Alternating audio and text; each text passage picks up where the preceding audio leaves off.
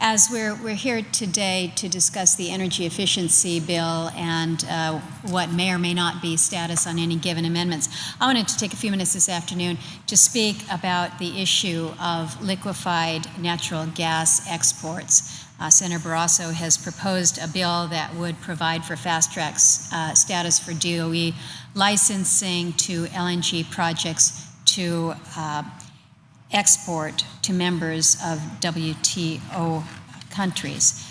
As we focus on our opportunities that we have, Mr. President, when it comes to our natural gas, our LNG, and the opportunities for federal support for energy projects overseas, I think it's important to recognize we've got a little inconsistency going on with this administration's slow walking of infrastructure and hydrocarbon development here in this country.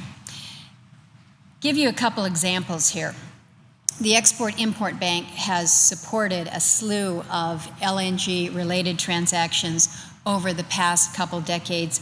These are structured and project finance transactions. These are loan guarantees. These are even some direct loans. And with the assistance of the Ex-Im Bank and my own committee staff, the Congressional Research Service has compiled a report on this subject, which I now would like to offer for the record. And I emphasize that this is a list for LNG-related projects only. It's not exhaustive of the other kinds of energy-related infrastructure that the federal government finances overseas.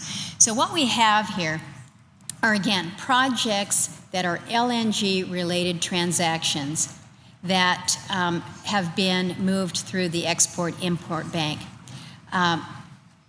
Over $350 million in loan guarantees for equipment and services to go to Trinidad and Tobago in 1996. In 1997, we saw over $775 million in loan guarantees go to Qatar and Oman for engineering and management service, for cryogenic heat exchangers, for compressors, for gas turbines. In 2000, there was a loan guarantee of over $70 million that went to Malaysia.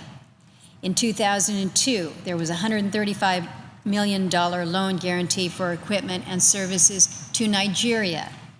Then between 2005 and 2006, we had over $800 million in loan guarantees for liquefaction and facilities-related engineering services to Qatar. In 2008, $400 million in direct loan for equipment and services to Peru.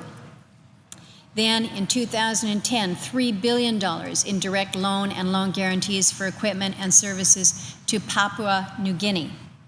In 2012, nearly $3 billion in direct loan for engineering services to Australia. This was a large project, Mr. President, that included the liquefaction plant, a shipping terminal, and transmission lines. And then just last year, another $1.8 billion in direct loan to Australia for facilities construction.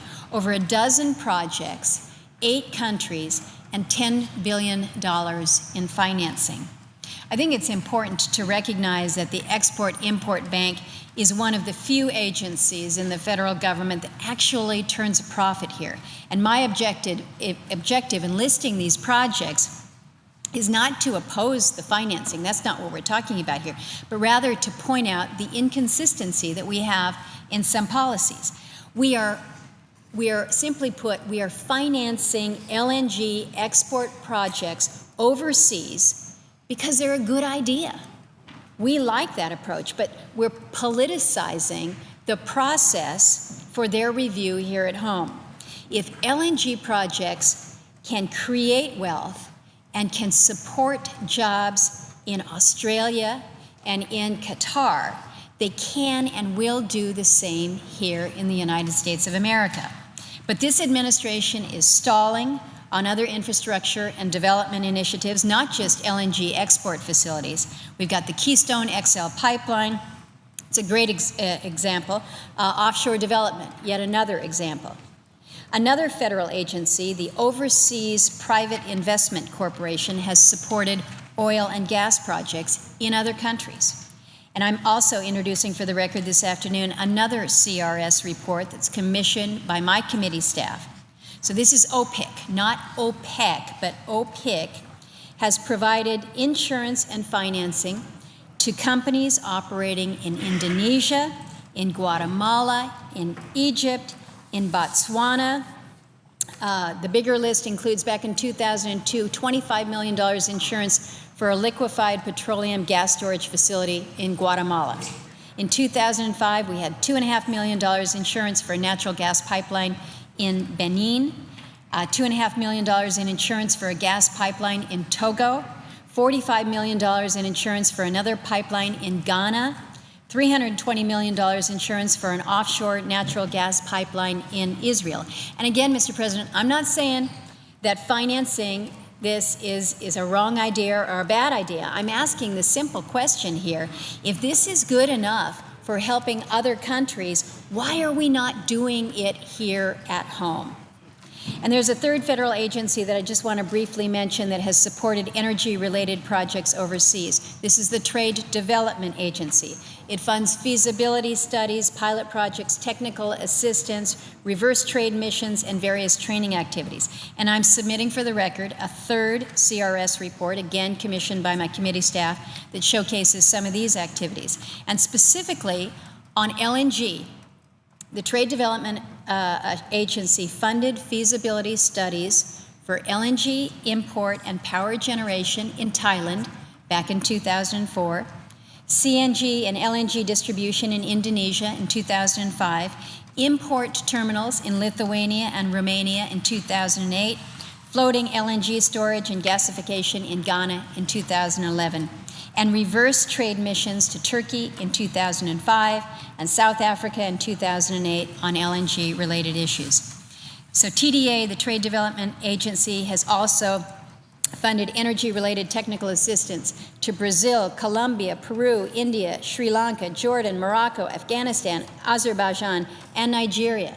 They've funded reverse trade missions with Cambodia, Vietnam, Iraq, Kazakhstan, Turkmenistan, Georgia, and Hungary. And again, what we've got here, Mr. President, we are helping other countries to develop their resources, their energy resources, while helping American companies find opportunities to generate jobs here in the United States. I think that that's a worthwhile policy as well.